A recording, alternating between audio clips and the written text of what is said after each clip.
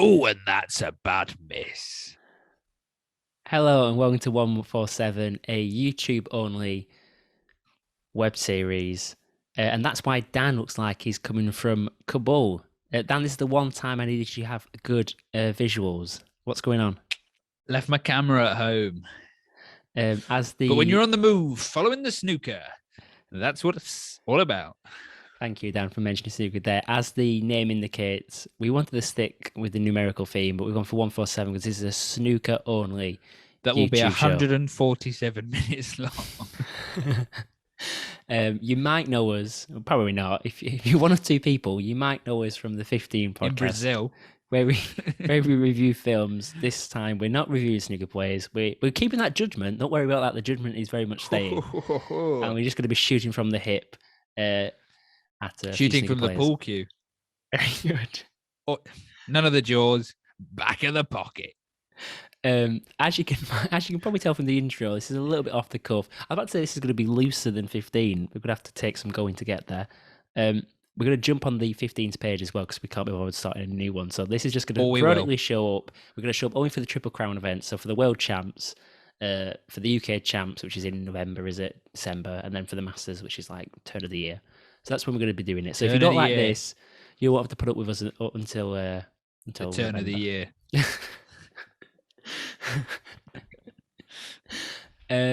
That'd be a good name for a Tina Turner tribute act. Tina Turn of the Year. Yeah. Would it be? No, it wouldn't. Be good. It's talking about Charlie Dimmock the other day. Have you seen Charlie Dimmock recently? Huge. Absolutely massive. I was thinking, tank. At what point did she start replacing her water fountains with chocolate fountains? For those that don't know, I've pulled up a carrot. Charlie, that's not a carrot. She makes an appearance. She's going to be collecting royalties from us at some point. Charlie Dimmock is the water feature expert. Ground Force. From Ground Force, exactly. Okay, Dan. Tommy Walsh, Alan Titchmarsh, the big three. I think where are they now? Isn't Tom? You'd bet money on Tommy Walsh being in the grave, in prison, wouldn't you? What are you in here for? Oh, I fucking made a little cheeky. What? Go on. Riff, Charlie. Riff. Right, Charlie, my name's Tommy. Let's get to the World Champs. This is what we're here for. We are. I thought it'd be quite a fun way to start this by rattling off every game so far and checking in with us if we've seen a single bit of any of them. Because we've both got jobs, busy. I love the snooker, but it's something you put on at 7 o'clock. You only really watch the evening sessions because you don't have time. But you've always got someone in your ear. You just want to sit there and relax. And you don't need commentary. I like to put rain sounds on when I listen to it. I quite like doing that. Yeah. Or another podcast, maybe 15. Well, we'll get onto that, why you don't need some of the commentary in a bit. Very good. Yeah, we will be doing our commentary box power rankings. That's coming up in a bit. But first, Dan, I'm just going to rattle these off. Stop me when you've heard this one before. Ready? Yeah. Sean Murphy versus Stephen Maguire. Nope. Ronnie against David Gilbert. I saw a little bit of that. Wanted to. Got my timings wrong. Hawkins versus Jackson Page. Now, I've never even heard of Jackson Page. Have you? Heard of Jackson Pollock. Yeah. Art over the table. A bit like Ronnie then. Zhao against Jamie. Actually, this is actually quite redundant. Why don't we start with what have you watched? Yeah, quite. What have you like recently? Have you been? What games have you watched? I wanted to watch the Ronnie Mark Allen. Again, wrong time. Yeah, I didn't get to see much of that either. Ronnie sort of just stormed him. Ronnie stormed everyone. Should we just start there then? So Ronnie is in absolute I joined in the quarterfinal. Yeah, you're a big time player, Dan. You know, you don't get out of bed unless it's quarterfinals. You know what I mean? Dan wouldn't be doing this right now. He says, "How many views will we get here?" I have to talk him all the way up to about 2,500. He doesn't get out of bed anything before that. That's min. That is min. Min. Max 14 million. Won't do any more. That's when he walks out. Let's talk about Ronnie then, because Ronnie has looked incredible. Like I say, he's absolutely smashed everyone that's come near him. He started off to I think he was not the best looking player on the table these days, though. Why after Ronnie? John Higgins. We'll come to that. I keep saying we'll come to it, but we've got not much coming up, so let's just get to it now. I wanted to do Weight Watchers. Yes. Right, where we address the waistlines of the snooker players, and first of all, Higgins, as we call him, she's John Higgins. For those Cunningly, fans, what we did there. Looks incredibly svelte, doesn't he? He's lost a Very few svelte. stone. Because I'd heard Some Murphy worried about mention his this. Dan has speculated that it might be, is it leukemia? Is it cancer of the bones? No, Dan thinks he's got a grave. You know, the things he's done in his past, eventually catch up with you. They always try and, the class of 92 always try and emulate Willie Thorne. Oh, yeah, have you heard? And Hon's doing it more.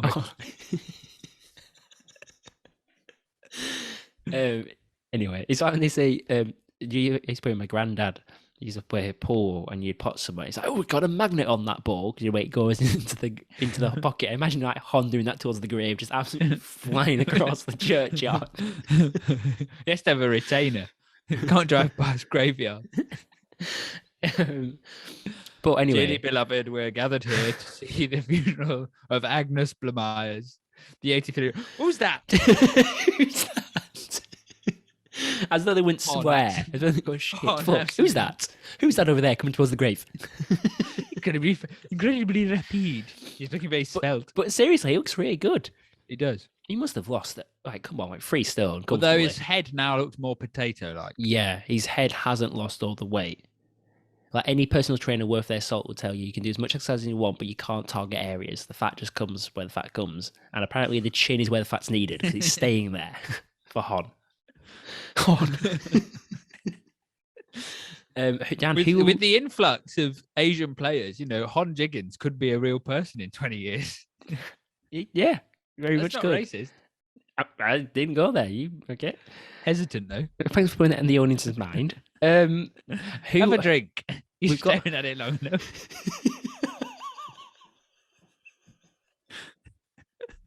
Make up your fucking mind.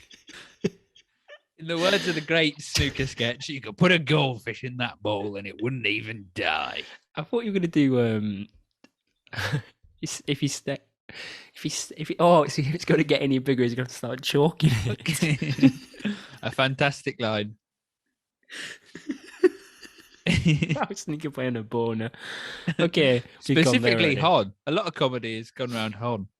We do love Hon. Well, Luke doesn't. He hates him for his dirty cheating ways. Well, he did cheat. He had I don't think the max fixing was too severe, but a few years ago he had a big case with that. And what annoyed me was a year or so later, Stephen Lee did the same and has been banned from the game for a decade. Yeah, but look at Stephen Lee. Yeah, but Stephen Lee was a top 16 player. He was a top 16 player.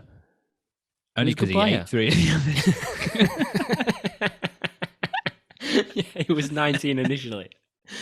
You can eat your way to the top. So we spoke of Hon is obviously the cancer's eroding the fat reserves in his body. Who's going the other way? Because I mean, Sean Murphy. At what point? Because I love Sean Murphy. Is Bingham big? Bingham's got no neck. I've always thought of Stuart ears to Bingham. Shoulder. No, I haven't thought of Stuart Bingham. I've always thought as the other one. Where is it? Murphy. No. Do I mean Sean Murphy? Sean Murphy's like the sort of little princey boy. No. Who do I mean? Shut your face. He used to be princey boy. Well, dead hair is not a great thing, so I'll take that up. Not in terms of weight, but someone who's lost the hair is Neil Robertson. Do you remember Neil Robertson's big weird afro he had going for a while? Oh, yeah, that's gone. That. We will come on, probably in the next episode, we'll rattle off who we despise. I don't want to give our cards away too early. No. But we're not big fans of Neil. Put it that way. You can fuck off back to Australia. So Dan, tell me Barry Hawkins. Oh, Barry Hawkins. Always think he looks like a dog. The Welsh left-hander. Sounds like they're on the hunt for a perv. We've got a Welsh left-hander. Oh, that's a good feature. We should do that next one. Nicknames, whether or not they'd be wanted by the police. Oh, that's good. Wizard of Wishaw. Yeah. Not gonna be. Yeah. Jester from Leicester. Jester from Leicester. Fucking course he should be. Lock him up, the cretin. Okay, yeah, we'll do that nickname game. I like that the production's very much part of the show. We let the audience behind the curtain here. It's nice. Have you got anyone else in Weight Watch? Oh no, I was want to talk about Sean Murphy. Sean Murphy is looking big. At what point does it affect your swing, so to speak? You know what I mean? Your action. I guess if you were to swing and the inertia of your weight carried you under the table and you just I bet actually that's it. If you lean on the table and the balls roll, that's when you're too heavy. That's good. Well, tell you who I haven't seen this tournament, who we do look out for. Yeah. Jan Verhaas. Oh, Jan Verhaas. Yeah, where is Jan? Where is Jan? Well, let's save him for the final, keeping him wrapped up in cotton wool. They better do. He's a legend. He is, of course he is. Top legend. I think he's the only one who genuinely gets a bit of respect. He has a bit of authority over the table. Do you reckon he moonlights as a bouncer in the downtime? I do. I think he's high. I imagine he's someone... I imagine a lot of people report to him. Do you know what I mean? He has consigliaries. Yeah, I imagine he has that sort of people around him. Speaking of referees, did you see the Judd Trump video? I did, yeah. Talk about it. For those that didn't see it. Toes didn't see it, or eyes. Any part of the body. So Luke's just got back from his Irish tour. So what we know about the snooker amphitheatre is very much like Wimbledon. Very much. Anything that is remotely funny is apparently the funniest fucking thing in the world. The titters, British people love to absolutely titter their heads off. Do you know what I mean? Yeah. Oh, someone drops the chalk. Hilarious. Ball boy falls over. Well, that is just funny. Ball boy falls over. Tommy Walsh drops the chalk a lot in prison. But anyway, talk about what Drew Trump did. Oh, so he points to the roof and the ref looks away. Pigeon. Who? And he knocks the pink out. Now, it'd be funny if he potted the ball, but he doesn't pot the ball, does he? He knocks the pink out the way. Yeah, it's obscure. Misses the black. Is it brown ball? Yeah. Now, let's put it this way. Would we have found it funnier if we liked the player? Yes, 100%. If Ronnie had done it, it'd been the funniest thing in the world. Ronnie would never have done that. No, because he's a classy player. Ronnie's just, he's just it. I tell you who would have done it, and we would have liked if they had done it. Kyron. We're big fans of Kyron. Weak chin Kyron, as we call him. Weak chin Wilson. Weak chin. Oh God. I'll tell you what I thought you said off air. I'm scared now. It's definitely got racial connotations if you can't say it on air. That's the only thing that would stop Dan from saying something, because he doesn't have that many barriers, to be honest. I'm pretty open. Yeah, we do like Kyron. He's obviously his girlfriend's a munter. He's a munter. That's right, folks. We go after your wives. He's obviously just come from. He's not come from the best beginnings. He's not come from a fine cloth. He just loves snooker, and he's freaking. It's weird this year because I think he'd literally made it to at least the semi-finals of the last 4 world champs. Mm-hmm. His pedigree and his consistency was fantastic, and obviously we remember he got to the final against Ronnie, but that was when he had that insane game against McGill. Do you remember 2 years ago when they pot for loving the money? Another one we hate. McGill. Mm-hmm. They can fuck off. I thought he's hung around in top 16 for like 2-3 years now. He won't go away. The gingers. And he played well. Who did he went out to? Did he go out to Trump or someone? But he played. I think he went out to Trump. Like 13. Do you not think 11. Trump's having a bit of a renaissance though at the moment? Yeah. To be fair to Trump, he's playing well. He should have been here 10 years ago. But 100%. There's no reason. I mean, you do see it now. Like we spoke about this. We'll come into the semi-final lineup, but the top 4 are pretty much now settled. It's like Trump, Robertson, Selby, and Ronnie. And then when Mark Williams and John Higgins are on it, they're on it. So that's the 6, isn't it? Really. Yang Bingtao's been looking okay. Maybe he'll break into that, but I think he's still a little bit on the outskirts. But they're the main 6. Do you remember Ding Chong Wei? Yeah. Well, he would have been a fresh face to the talent. Yeah, well, and would have gone into the Weight Watchers category quite nicely. Well, I watched him in the first round because he dropped to. What did he drop to now? Did he drop to 40? He's about 40th in the world, and I watched him in the first 40th? round. Yeah, he's dropped right down to 40th. Gosh. Let me see who he went out to in the first round. You fill for a second because I watched his first round match. No, I got it. Oh, it was Kyron. It was Kyron, wasn't it? Kyron was it? Was it Kyron? He played Kyron at some stage. Anyway, I can't find it. Yeah, there it is. Kyron 10-8. Yeah, I watched that. Yeah. That was good. That was a good game. So, shall we get on to the stuff we've seen then? So, I have seen Jack Lisowski, John Higgins last night. What a match. Fantastic. And we've fallen a little bit for Wisowski this tournament, haven't we? We have. I will say, not on the looking. When we rate the looks. But I love a left-hander. I do like a left-hander. I'm a left-hander. Where's he from? Like a left-hander. I'm literally searching that. I reckon Essex. What do you reckon? Yeah, it looks like an Essex lad. But one who's been attacked by a werewolf. Oh, yeah. I mean? He's like he's got that sort of 5-hour shadow. If 5-hour shadow was turned into a werewolf. Yeah. But no. I mean, I love Hon Higgins. I've got a lot of time for him. Oh, it's from Cheltenham. Oh, okay. Hate that. Gone off him there. But I like Hon. But Hon's been 4-time world champ. He doesn't need it. Exactly. But he got it though. But he had it though. He got it. Yeah. That's true. He doesn't need it, but he did still have it. But Jack, it would have been nice for Jack to get through. Having said that, I still feel that the Kyrens, the Jack Lazowskis, they are, like Luke was saying earlier, they're not quite at their peak. And I think the trouble is that you've got to be at your peak to beat those top 6. Sorry, I've just got to pick. I'm sorry to stop you in flow there, Dan. It's all right. But you were so close with Hon Higgins being the cancer patient because it's actually Jack Lazowski. He had Hodgkin lymphoma when he was 18, diagnosed with that. Is that he transferred by touch? So got onto John, onto his waistcoat. Yeah, John. Oh, don't know why he sounds like Terry Graham's. Yeah, John. Good game. He's got an American girlfriend. Called. He's Jamie. Not a dead air. Anyway, you just feel that. I'm sorry. One final thing. I know, my apologies, but we've gone off with Wazowski before. I don't want you to fall for him before I let you know this. And I did know this before because I remember I found this out when he was in the Welsh Open and he was playing him. His best mates with Trump. Judd Trump. Mm-hmm. Not Donald. Not Donald. Not Donald. That would explain the American girlfriend. Yeah. Not Donald. Oh, I hate him. And one final thing with Wazowski. He looks like if Peter Pan was an alcoholic. You know, the one of those person that's caught between two stages. They look young and old at the same time. What are you saying? Yeah, exactly. Danny's younger than me. Danny's 11 months younger than me. Look at this fresh, little, lovely baby face. And look at that man, the grizzly Scottish man coming from Kabul. Okay, Billy. Go on, what were you saying about Wazowski Higgins? Jiggins?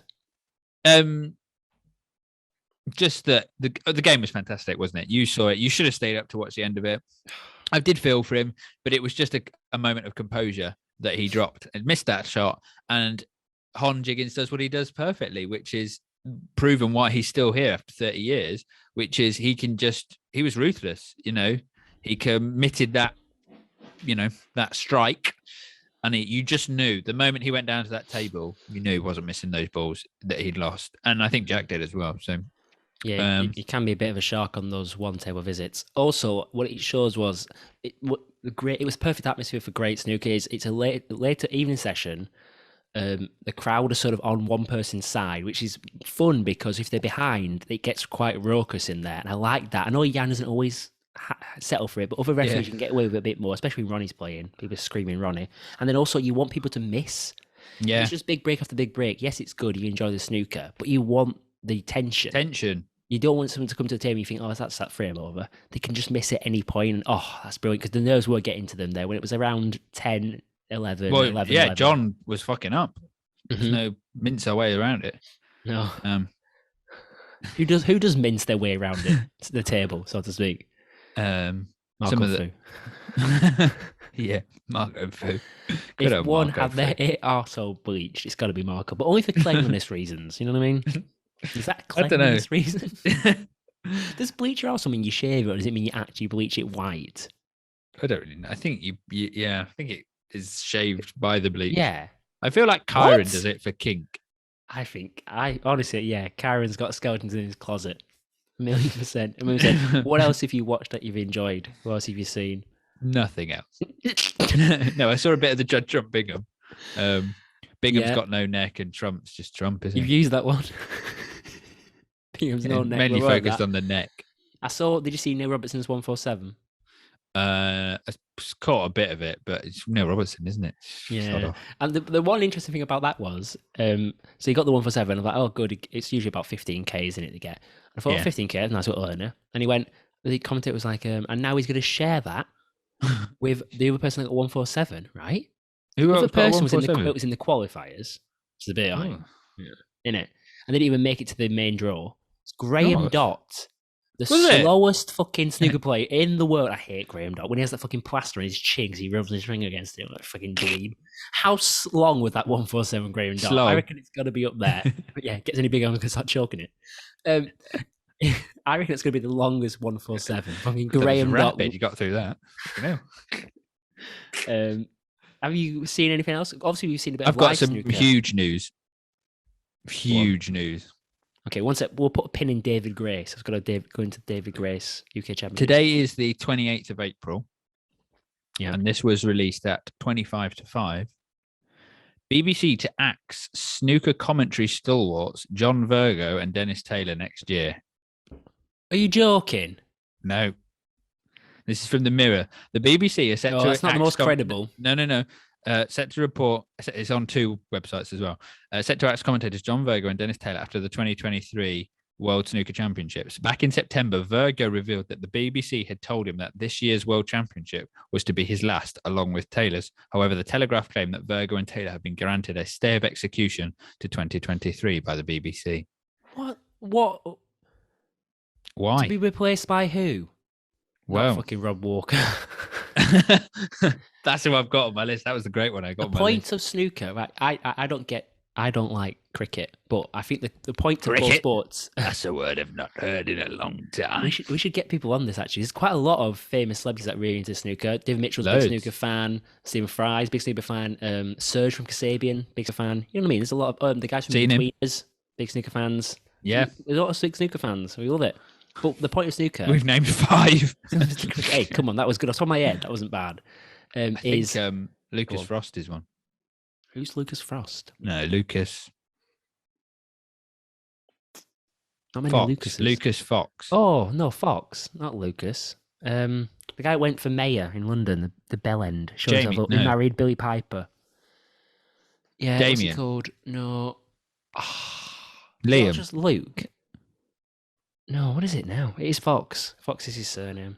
He went for the mayor. He's the Bell End. Oh, he was all over Twitter for ages. Liam, no. Wasn't he in that? Wasn't he in like the ITV murder thing? Lewis, that's it. Maybe that's where we get the L from.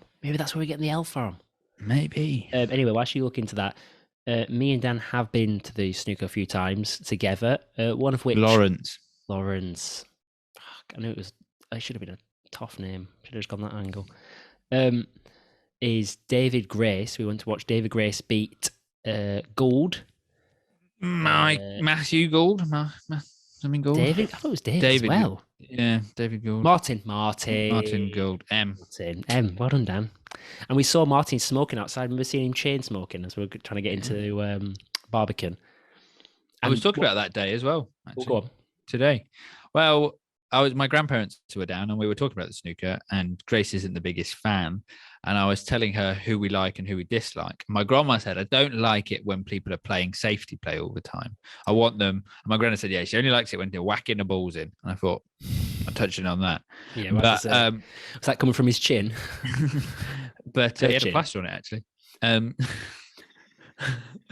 But Selby is who she's referring to there, isn't it? That very tedious player. I don't mind a bit of it. You know what I mean? I like a bit of it. Of safety play. Safety play is different from tedious player. And he's a tedious player. And it's definitely that reason, not because he didn't give me a high five on the walk down. Exactly. That's what we're going to come on to. So Dan, we also went to watch, I think there was 2... Was he two playing... games. It was 2 tables. It was the quarterfinals. Marcus King. Was he playing... Mark King, the bold guy, wasn't he up against? Yeah. And he absolutely whooped him. Yeah, absolutely whooped him. And so we went onto the second table, ran across there, watched David Grace. Incredible comeback. Local lad from Yorkshire. We were sat behind his parents. We were.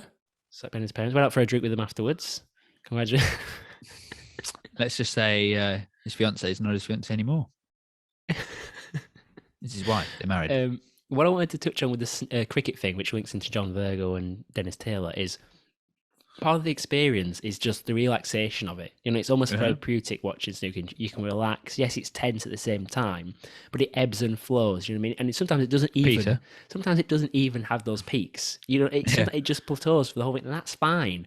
and the commentary team get you through it and relaxing. And that's what you're there for. If it's not a top shelf commentary team, I now just literally just put on podcasts. Yeah, you can do anything. Yesterday, I had the snooker on. I was listening to a audio book. And I was playing a game on my phone. Still engaged. Brilliant. But happy. Very nice. While away many hours doing that. Right.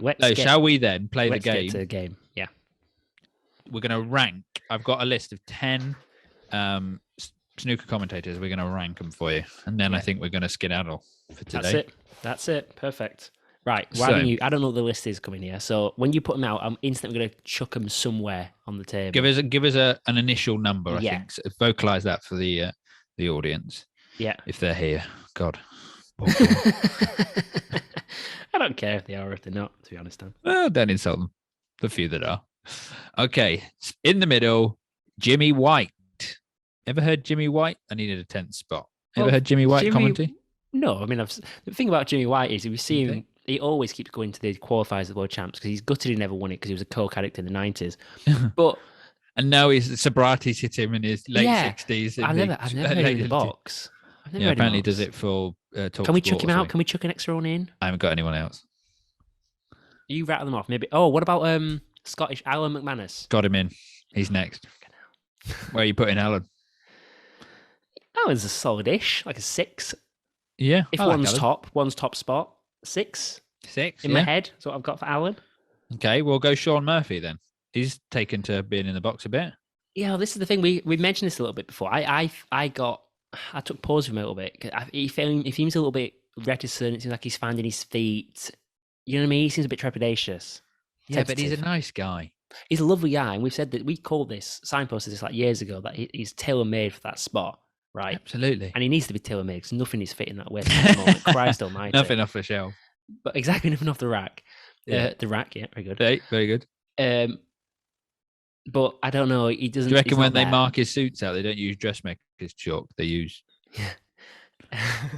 I think they should do for the rest of Virgo's tenure. Chuck him in the box with Virgo. Do you know what I mean? Virgo's not going to rush him. Virgo will know when to pull him back. Oh, he'll just put his hand over the microphone when he doesn't need to speak. Just let the crowd hear the crowd there. When I left you, I was but the learner. Now I am the master. But I mean, I'm thinking Murphy 8 at the moment. I love Sean as a person. I love him as a player. But he's not there yet. He's not there. He's not there, is he? Let's go then into a pretty favourite of ours, I think. Ken Dougherty. Yeah, Ken's good. Ken's good as a pundit. Beautiful, good in the box. Irish lilt as well. Gorgeous accent. I'm thinking 4. 4? You might have even higher than that. I've got Ken about 4. Okay. Then let's go. I don't know who to go to next. I'm going to go to Stephen Hendry next. Up his own arse. Last, Stephen. He's just annoying, isn't it? This is the thing. I don't mind him in the punditry. What do you think of him? What do you think of that mix between when he's being a pundit and he's being a commentator? The thing with Stephen Hendry is he only won all those frames because there was no decent competition around him. But having said that, are we in Hendry or Davies here? Hendry. Oh, you said Hendry. Oh God, I had Davies in my head. Right. Okay. Yeah. Fair enough. Oh, he's not as bad. I think he's better than Davies. Well, that's what I was going to say. He's very good technically, so you get a lot of technicality with him because he's a very good technical player. I know it comes a bit of arrogance a little bit of the time, but he will always say when he thinks a player's cocked up, he's gone, no, you've taken the wrong shot there. And say what you will about Hendry, but come on, he's a virtuoso at the sport. Yeah. Like he is. And I prefer him, I definitely prefer Davis in the punditry because Hazel, she's got a leash on him. You know what I mean? We can throw back to the table at any time. He does need to fucking start dressing himself up a bit. Oh my God. Have a shave, mate. Well, just put a shirt on. Yeah. He slouches in his chair. He has horrendous big jam jar glasses he's got at the moment. He's trying to compete with Dennis Taylor. Yeah. Hendry. What do you think of Hendry? Like 7? I think Henry's 5, you know. He's bang because you don't mind him in the box and you don't mind him as a pundit. No, but he's not. I don't. And to be fair, I do respect him. I do. We just want, and it would kind of annoy me when Ronnie. We want his record. And when Ronnie said, to be quite honest, I don't mind him keeping the record. I thought, well, we mind, so make sure you do beat it. Friggin' win. He's got a great chance this year. Yeah. Great chance. To match it. So let's go there next to Steve Davis.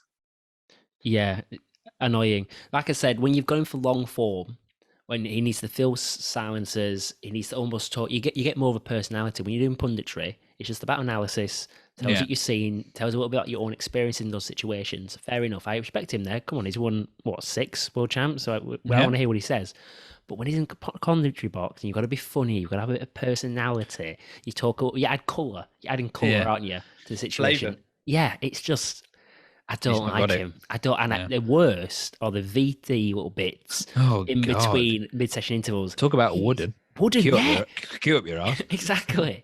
Oh my goodness. Oh yeah.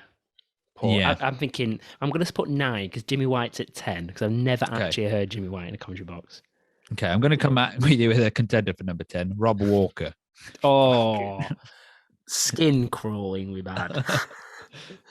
Awful. Do you reckon somebody turned up sick one day and they gave him the keys and he wouldn't live them back because he's so fucking tall? He's the epitome of someone where he is just because he's desperate to get there, nothing to do with talent. Honestly, like we said before, he's like a chicken. You know what I mean? He looks like a chicken. He's got too little skin for his face. It's like he's had a skin graft on his arse and took his cheeks off and stretched it back. Like, it's fucking weird. He is going to be skeletal, isn't he? I think everyone's getting bumped up here. Everyone's being bumped up and Rob Walker's. So just so we're clear, you've never heard Jimmy White commentate. By default, he's better than Rob Walker. He's gone ahead of Rob Walker. Oh, come on, Rob Walker. The thing is, Rob Walker. Did Rob Walker even play? Am I missing something? No, of course he didn't play. He's just hung around being the MC, and then, like I say, me and Might have played at semi-pro level, perhaps, but I don't think he was. I think he went. Also, snooker's his main sport. I've heard him do reporting on other sports. BBC just sort of get him out. Jason Mohammed, that always annoys me slightly when he holds. Mohammed, he's a presenter though. It's a bit different. I know, but it annoys me because Hazel's my gal. You know. Hazel's good, but I've seen Jason Mohammed as well. Do you remember when we? I don't mind Jason Mohammed. Yeah, I get it when he's doing the late shift. It just annoys me when he's got the prime time. But maybe Hazel's busy pounding her nose, if you know what I mean. Yeah, she has got a habit. What do we think of Hazel? Just jump on Hazel there then, because she's looking old. She's looking old. Yeah, but don't want to say Sue Barker went old on Question of Sport and she recovered it. Of course she did. What is Sue Barker doing now? Question of Sport. Who is doing? No, isn't Question of Sport gone horrific? My dad told me this. Isn't it like Paddy McGuinness? They kicked off the. What's the name of the female soccer player? A female? A woman? Yeah, the television. I can't remember what she's called now. Sue Bo's still in it though, isn't she? No. Subo. No, she's not. No, Paddy McGuinness is hosting it. What? And they've got. No, I'm not watching it. The female. You know, I only watch it for the theme song. And then some other random guy. That's killed it. Right, Dan. Well, at the moment in my power rankings, I have got 4 to 10 filled. So I'm hoping 3 left. I think I think 2 of them are. So give us I've got all 3 of them left. Oh my god, they are the top 3. The 3 left are the actually top 3. Yeah, so give us your 1 to 4, your 10 to 4. Okay, Rob Walker 10. Boom. Yeah. He's not moving. You know what I mean? Soggy bottom, if you will. Jim White, back from powdering his nose for the last 20 years. He's in at 9. Steve Davis is 8. Almost want to put Jimmy White above him. Sean Murphy, who said about 6 words in the commentary box in his career, is in at 7. He's 1 place higher than the words he said. 6, Alan McManus. I like a bit of Alan. Alan. You know what I mean? Alan's good as long as he's with... Actually, Alan and Ken are a nice little combo. You put them together and it's like, oh, we've got the home nations in. The Celtics are here. You know what I mean? I quite like that. That's nice. That's good. Yeah. Obviously, it's always the B table. You know, it's B table. Ken does get A table, but not with McManus. You know what I mean? Not with McManus is the dead weight. Let's be honest. No, they are getting the sort of, Bingham versus They might do their own boys. Side, they might do it like when Ronnie. Oh, I'd like to see a bit of an Irish and a Scottish player on the table being commentated on by those two. Bit of partisan, in the box. I'd see that challenge. Lost me. I'd like to see a player like a John Higgins versus. So we've got John Higgins and we've got who's an Irish player. Yeah, I was struggling. Anyway, and then them two. Ireland, can you just pull your socks up a bit and who is an Irish player? Get a player in the top 16. Oh, well, Mark Allen's Northern Irish. So yeah, we'll have him. Yeah, Mark Allen. I like Mark Allen. Yeah, Like Mark. He's He's let himself like go. Dog. He's let himself go, isn't he? Oh Massively. yeah. Oh, he's a savage bull terrier. He is though. He's a freaking animal. Have you heard he's bankrupt? Is he? Oh, that's Yeah, he spends it on women. He spends it on women. Or gambles. Yeah, he gambles. Yeah. He drinks pints. Gambles on the wrong women. Yeah. And then Hendry's at 5. Good old Ken. At 4. Right, I'm going to send you a text. I don't want you to look at your phone. Okay. I'm predicting your top 3. Oh, very nice. So I've sent you a text that has gone. Okay. So Dennis Taylor's at 3. Right. I'm chucking Dennis Taylor in at 3. Love Dennis. Who? Yeah. There we go. Wouldn't be a Zoom call if Dan wasn't doing visual comedy. It's not a bad impression. Isn't that what you do after sex, Dan? So yeah, I've got Dennis Taylor. After. And Dennis Taylor might be some people's number 1, but he's up there. And the thing about Dennis is the one guy, other than John Virgo, that can master being the main commentator. Do you know what I mean? Yeah. The person next to him is like he's the play-by-play, and the other person's the colour. You know what I mean? Like he's the main guy, and Dennis is good. Dennis is good. Do you not think Dennis does something very good, which he's is he's funny and he has a lot of colour to give and a lot of banter and a lot of stories in that banter bracket, but he also has the technicality. He's very good at describing in the lay terms what's going on. He loves putting the circle up. He's all about putting the circle on the table where the ball's going to end up, where it should have ended up. He loves showing cue ball control. Cue ball, exactly. So I think he's got a good technical acumen. He's able to convey that well, but also do it in a charming way. I think he's just happy to be there. He nice seems like guy. a good chap. Why are they getting rid of him? Why would you get rid of Dennis Taylor? Is he going senile? Like, I don't really think of a reason you get rid of him. So 2. So obviously it's between JP and John Parrott. We missed out on his bets, but we'll do that next episode. JP's bets at the start. They're looking pretty good, by the way. And Virgo. I'm going to go... Oh, that's really tough, you know. I think I'd rather have a pint with JP, but I think I'd rather just listen to the Virgo. So I'm going Virgo 1, JP 2. Okay, check your phone. Is this like a magic trick? It's like, he says, now cut into the orange. I've got all your money. Dan has got it correct. Just show there. Dan has got... Imagine if I just sent you a picture of me withdrawing 20 grand. Have you got any disagreements there? How would you stack those 3? No, I think the thing with Parrott these days seems to be more and more punditry. And that's because they can't put Virgo in front of the camera. And they don't put him as the main player. Not in those ways. Hendry and Davies are very much the 2. Yeah. You know what I mean, that's very much the 2 now. I love JP, John Parrott. Classy, really nice guy. Definitely go for a pint. But Virgo's just got the silky voice, isn't it? He's just, and he loves snooker. He's all about snooker. He's all about snooker. He's gopping over snooker. He wants snooker.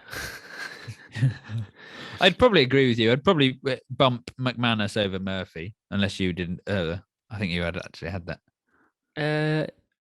I've got McManus against Murphy. Murphy's barely said a word. Where would Willie Thorne have come for you in amongst the? He probably would have fit in around 4, 5. Yeah, he probably would have knocked Hendry down a peg. Yeah, I agree with that. Very nice. Right, next time we'll do current players that would be the best to transition to the comedy box and worst. Okay? Yeah. Remember that, because I will not remember that. And then also next episode, we'll come back, hopefully with the semi-finals. We'll actually give some snooker analysis. Yeah, when we've watched some games. We'll do one after the semi-finals, then we'll do another one for the final. And then, finally, we'll get to Dan's high-five story with Selby, because I don't think we covered it in enough detail. And hopefully Mark Williams has had another kebab just before a game before then. Okay, we'll see you all next time. Bye-bye. On 147.